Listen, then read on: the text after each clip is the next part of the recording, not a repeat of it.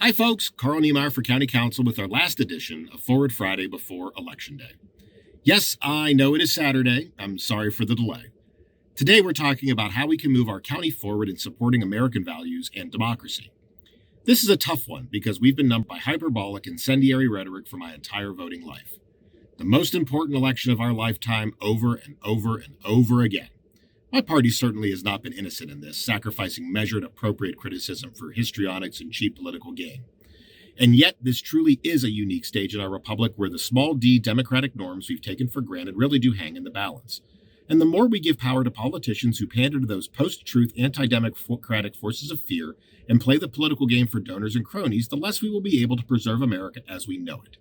So from governor to sheriff, every person on your ballot should be the person most willing and able to stand up for equal treatment under that law, protecting all our rights and the rule of law and preserving our republic.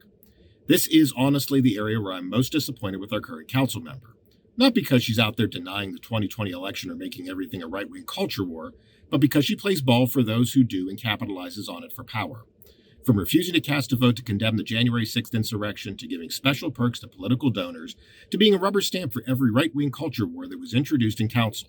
Anti-CRT, flag bans, targeting migrants, she has let everyone know what team she plays for. And it's not for Team Pluralism, Team Common Good, or Team Democracy. There's a reason you'll see her supporters just as enthusiastic for her as the two election deniers at the top of the party's ticket. Donors don't matter more than constituents. I don't have any donors, corporate or developer, and I'm perfectly fine if I never do. I can't be bought, and my reputation precedes me. Been true in my personal and business life, and no pressure from the political machine is going to change that. I won't give aid or comfort to anti-democratic forces of fear and intimidation, no matter what side they may come from.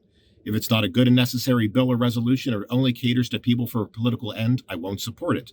Politics shouldn't be zero-sum performative. It should be about doing the most amount of good for the most amount of people in a competent, principled way. Rule of law, democracy, and equal treatment are foundational. Our beliefs are meant to compete in the marketplace of ideas. That's what freedom is for, not to secure political power to impose them with the force of the state. As councilman, whether you're religious, non-religious, progressive, traditional, or any combination in between, your rights and your voice matters. So I'll be looking out for your best interests, mostly on the local material front, getting good roads, public safety, and schools.